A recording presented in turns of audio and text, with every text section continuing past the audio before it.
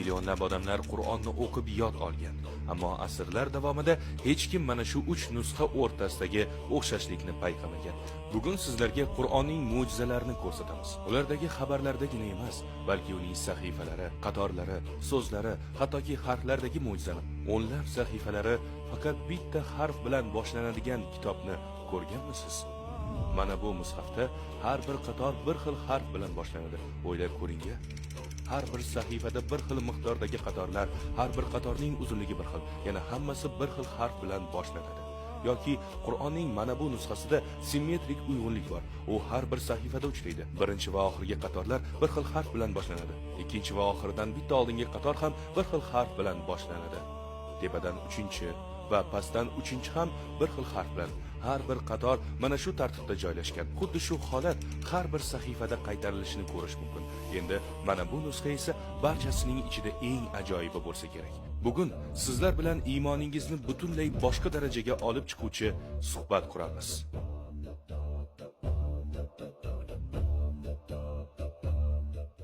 Hofiz Usmon Nuriy 1800-yillarda yashagan xattot edi. U butun boshli Qur'onni 106 marotaba qo'lda yozib chiqqan. Ha, 106 marta.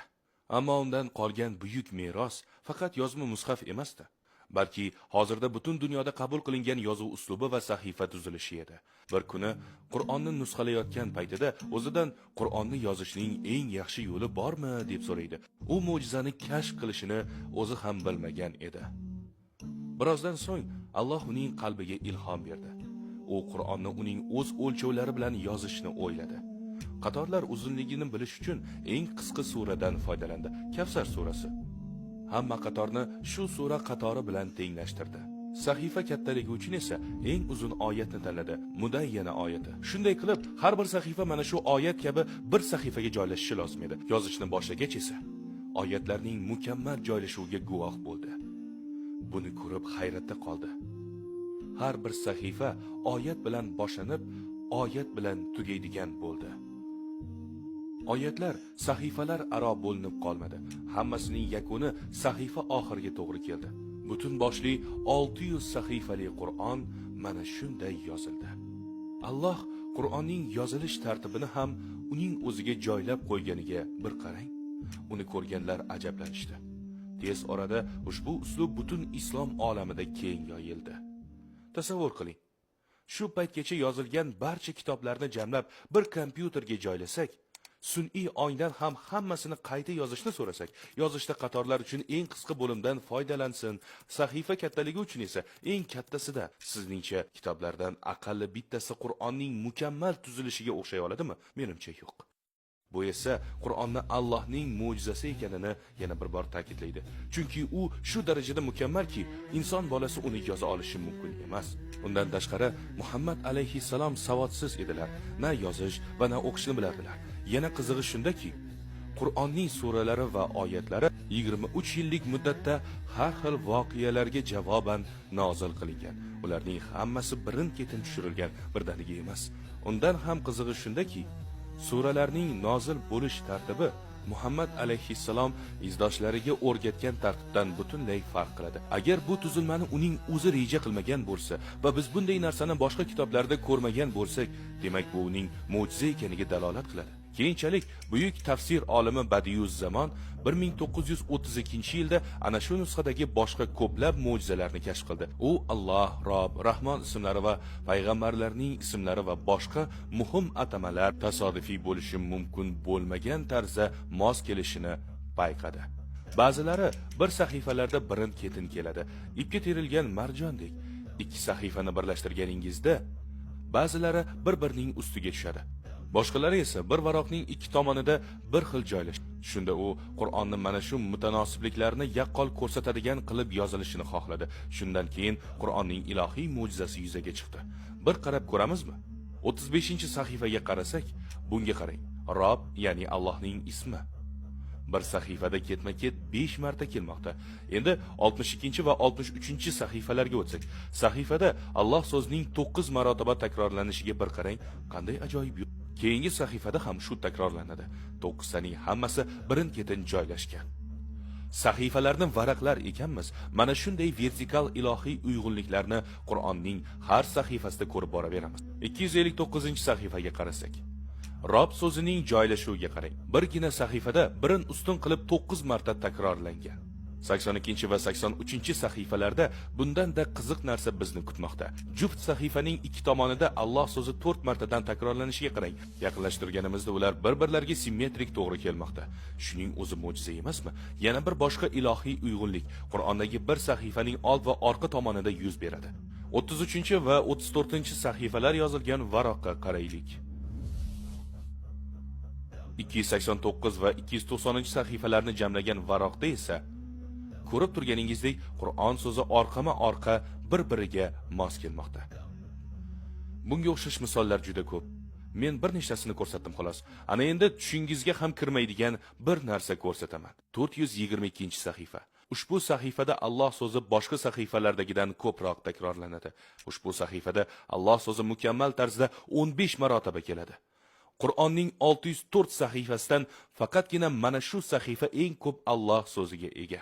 Sahifaning oxirida 3-qatorda qaysi oyat boshlanadi bilasizmi? Ya ayyuhallazina amanu zkurulloha zikron kathira. Ey iymon keltirganlar, Allohni ko'p zikr qilinglar. Demak, Alloh bizga uni ko'p zikr qilishimizni buyurar ekan, u ana shu sahifada o'zining ismini eng ko'p keltiradi.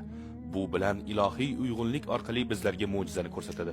Ushbu mo'jizani kashf qilgan Badiiy zamon aytishicha, Alloh so'zi Qur'onda 2806 marotaba takrorlanadi. Ularning deyarli barchasida yuqoridagidek mo'jizalarni ko'ramiz. Shuningdek, Rob ismi 846 marotaba, Rohim ismi 220 marotaba hamda Rahman ismi 156 marotaba keladi. Ularning ko'pchiligi ilohiy uyg'unlikda keltirilgan. Xuddi shuningdek, payg'ambarlar ismlari ham shunday uyg'unlikda keladi. Masalan, 327-sahifada Sulaymon va Davud alayhissalomlarning ismlarini ko'ramiz. Va Sulayman, Sulayman va Sulayman.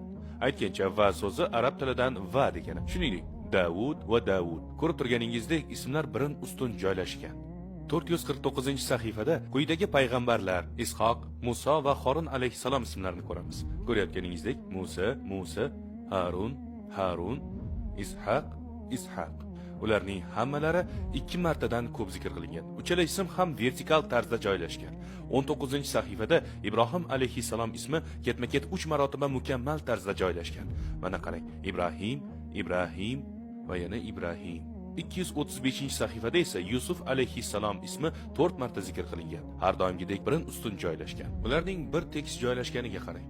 Yusuf, Yusuf, Yusuf va yana Yusuf.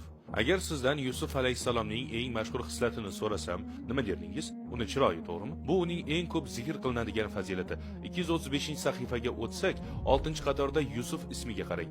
Endi sahifani o'girib, uning qaysi ism bilan orqama-orqa kelishini ko'rsak, ko'rib turganingizdek, Jamil so'zi, ya'ni chiroyli degani. Ajoyib emas? Gap 23 yil davomida turli voqealarga javoban nozil qilingan kitob haqida bormoqda. Ba'zida u ma'lum bir savol va holatlarga javob sifatida nozil qilingan. Demak, agar kimdir bu kitobni Alloh saqlasin payg'ambarni o'zi yozib olgan desa, uning buni rejalashtirishga ham vaqti yetmagan bo'lardi. Siyratni o'qisangiz nima deganimni bilib olasiz. Ba'zan oyatlar odamlarning aniq so'zlariga yoki muayyan voqealarga javoban nozil qilingan. O'ylab ko'ring. Agar o'sha odamlar o'sha gaplarni aytishmaganda edi yoki aynan o'sha usulda aytishmaganda ham biz ko'rayotgan butun struktura yo'q bo'lardi. Inson o'z tilini boshqarishi mumkin, ammo boshqa insonning gaplarini boshqara olmaydi. Qanday voqealar boshdan o'tishini esa aniq nazorat qila olmaydi. Demak, shuni aytish mumkinki, bular faqat Allohning so'zlari.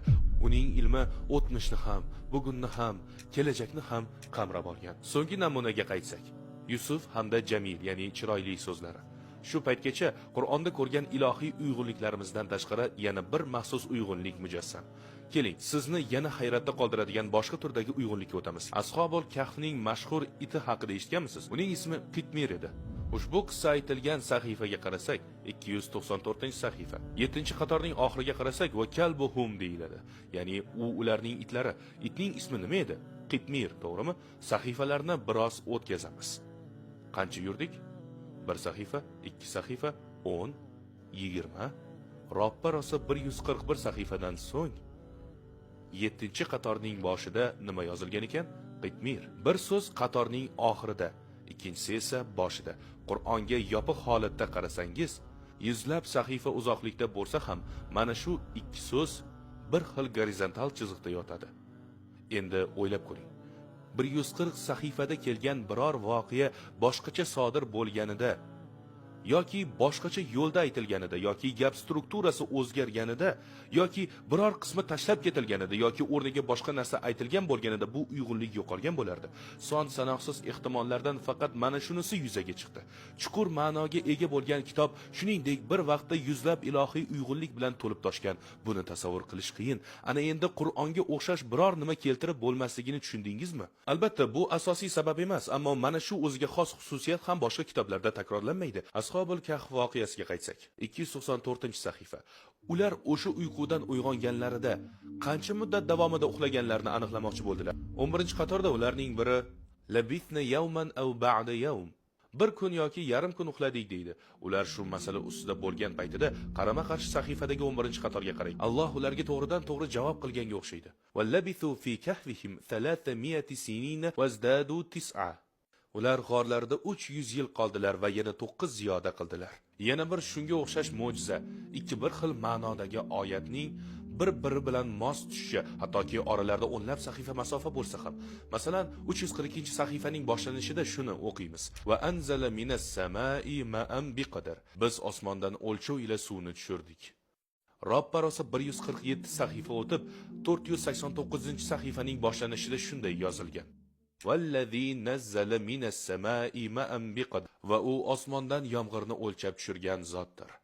Ularning ma'nosi butunlay bir xil. Yana ular sahifa boshida bir xil joylashgan. Shunga o'xshash narsa 71 va 511-sahifalarda kuzatilishi mumkin. Bu sahifalarda aynan bir xil nuqtadan boshlanuvchi ikki o'xshash jumlani ko'ramiz. Bismillahirrohmanirrohim. Yaquluna bi afwahihim ma laysa fi qulubihim. Keyingisida esa yaquluna bi alsinatihim ma laysa fi qulubihim. Qalblarida bo'lmagan narsani tillari bilan ayturlar. Orada 440 sahifa bo'lishiga qaramay, 112 va 286-sahifalarni solishtirganda yana bir xil o'xshashlikni ko'ramiz. Pastdan 4-qatorda Wabtaghu ilayhil wasilata oyati bor va biz unga yaqinlik yo'llarini qidiramiz. Endi keyingi sahifa Astagfirullah. Yabtaghuna ila robbihumul wasilata. Ular Robbiga yaqin bo'lish yo'llarini izlar. Endi 219 va 415-sahifalarga qarasak, ikkala sahifaning 3-qatorida oyatlar deyarli bir xil so'z bilan boshlanadi. Astagfirullah. Walau sha'a robbuka la amana man fil ardi kulluhum jami'a. Agar Robbingiz xohlasa, yerdagilar ham iymon keltirgan bo'lar edilar. Ikkala sahifaning 3-qatoridagi oyatlar deyarli bir xil ma'noda. Astagfirullah. Walau shi'na la atayna kulla nafsin hudaha. Agar xohlasak, har bir qalbga hidoyatni bergan bo'lardik. Bu ikki oyatda Allohga odamlarning iymoni kerak emas, balki iymon bizga kerak. Agar o'zi xohlasa hech bir dalilsiz iymon keltirishimizni buyurgan bo'lar edi.